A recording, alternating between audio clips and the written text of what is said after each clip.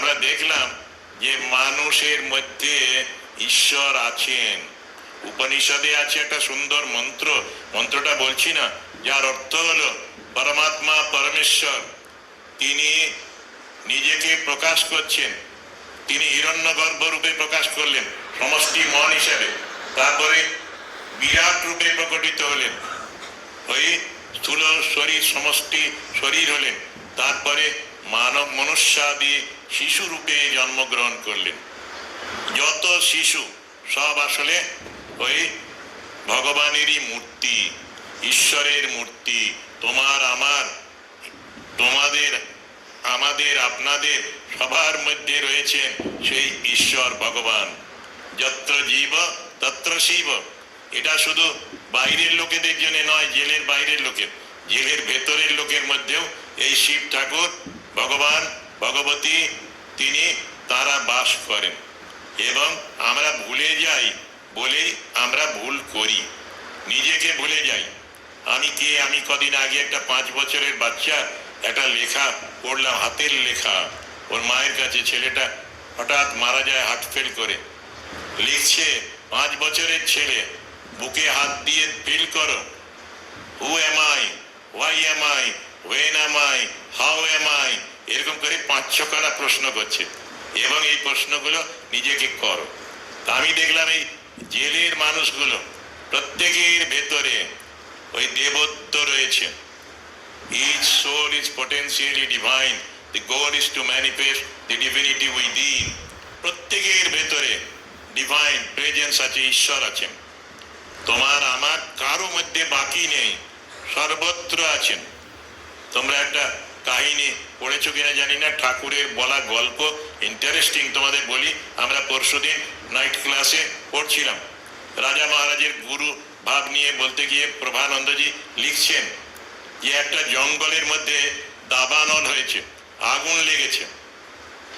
একটা গাছের ডালে কয়েক হাজার পিঁপড়ে রয়েছিল। সেই পিঁপড়েরা ভাবছে এবারে তো আমাদের নেমে যাবার উপায় নেই, নিচে আগুন জ্বলছে। সেই সময় একটা বড় হাতি বেরিয়ে যাচ্ছিল আগুনের থেকে রক্ষা পাওয়ার জন্য। সে সময় পিঁপড়েরা বললো, হাতি ভাই আমাদের একটু বাঁচাতে পারো, সুঁড় দিয়ে এই ডালটা ভেঙে বাইরে নিয়ে চলো, আগুনের বাইরে। হাতি কাজ করলো, ওদের কথা মতো শুনলো। এরপরে কিছুদিন কেটে গেল। কিছুদিন পরে ওরা জঙ্গলের মধ্যে একটা চেনা কণ্ঠস্বর পেল। তারপরে খোঁজ নিয়ে দেখলো, ভেতরে গিয়ে ওই যে পুরনো হাতিটা যে ওদের বাঁচিয়েছিল আগুন থেকে, সে কান্নাকাটি করছে, এত কাঁদছে বোঝা যাচ্ছে না। তারপরে ওরা সুরের ভেতর দিয়ে মাথার ভেতরে চলে গেল, গিয়ে দেখলো একটা পোকা হাতিটার মাথায় কামড় দিচ্ছে, আর হাতিটা অসহ্য যন্ত্রণা ভোগ করছে। এটা ঠাকুর বলেছিলেন, রাজা মহারাজ বলছেন, ঠাকুরের কথা। এই গল্পটি বলি তোমাদের, যে কাউকে ছোট মনে করতে নেই। ওই যে পিঁপড়েরাও ছোট নয়, পিঁপড়েরাও বিরাট হাতিটার প্রাণ বাঁচিয়েছিল। ছোট ছোট পিঁপড়ে সবাই মিলে একসাথে ওই পোকাটাকে কেটেই ফেললো, কেটে টেনে হাতির মাথা থেকে বের করে নিয়ে চলে এলো। বিরাট অপারেশন, সার্জিক্যাল অপারেশন করে এলো, নীরবে, সাইলেন্টলি। তো এইরকমই আমার জেলের ভাই বোনেরা যারা আছে, দেখলাম যে এদের মধ্যে দেবত্ব রয়েছে। এদের একটু যদি সহানুভূতি দেখানো যায়, একটু কাজ করা যায়, তাহলে এরা সমাজে মূল স্রোতে ফিরে আসতে পারে। ইদানিং আমি বেশি যেতে পারি না, কিন্তু এখন আমরা একটা বড় কাজ করার চেষ্টা করছি। যারা জেল থেকে বেরিয়ে আসছেন, যাদের হাতে কোনো হাতিয়ার নেই, টাকা পয়সা নেই, আত্মীয় স্বজন নেই সাহায্য করার, তাদের পুনর্বাসন দেবার জন্যে, তাদের কাউকে সেলাই মেশিন, কাউকে ছোট ব্যবসা করার জন্য মূলধন কিছু আন্ডার সুপারভিশন আমরা এগুলো করছি। এবং যাতে করে ওরা বাইরে বেরিয়ে ভিক্ষে না করতে হয়, কিংবা অন্যের অভাবে, বস্ত্রের অভাবে যেন মারা না যায়, সেই জন্য ওদের একবারে আমরা লিটারালি খুব ভালো করে আমরা ওদের হেল্প করার চেষ্টা করছি। জেল থেকে বেরিয়ে আসার পরে, জেলের ভেতরে, জেলের পরে, ওদের ছেলে মেয়েরা যখন বন্দি থাকে, ছেলে বাবা মায়েরা, সেই সময় ওদের ছেলেরা বাড়িতে থাকে।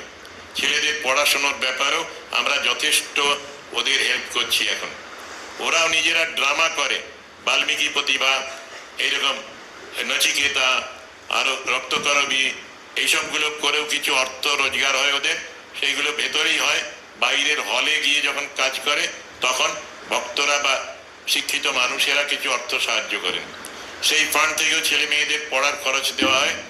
এবং আমরা মিশন থেকে ওই বাচ্চাদের হোমে রাখার চেষ্টা করি। কিছু ছেলে রহড়ায় থেকেছে, কয়েকজন নিমপিঠে মেয়েরা থেকেছে, এইরকম ভাবে অনেক জায়গায় ওদের রেখে ব্যারাকপুরে রাখা হয়েছে এবং ওরা পড়াশুনো করছে।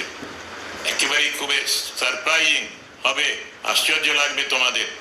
একজনের বাবা 24 বছর জেলে ছিলেন, তামিজ উদ্দিন নাম, ওর ছেলে দিলওয়ার হোসেন। ওর ক্লাস 10-এর পরে রতুয়ায় কোনো রকমের 12 পাস করলো, তারপরে চলে এলো আমাদের কাছে, এসে বলে মহারাজ আমাকে একটু পড়ার ব্যবস্থা করে দিন না, আমি কিন্তু ভালো পড়বো। তাকে বাংলা অনার্সে বেলুড়ে ভর্তি করা হলো।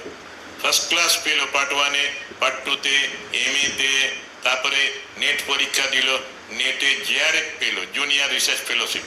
এখন সিনিয়র রিসার্চ ফেলো হয়ে বেলুড়ে কাজ করছে। আমাদের এখন ট্রাস্টি হয়েছেন, বিদ্যা মন্দিরের প্রিন্সিপাল ছিলেন, বাংলার অধ্যাপক ছিলেন শাস্ত্রজ্ঞানন্দ মহারাজ। ওর আন্ডারে ও PhD করছে। কয়েকদিন পরে দেখা যাবে ও কলেজের অধ্যাপক হয়ে যাবে।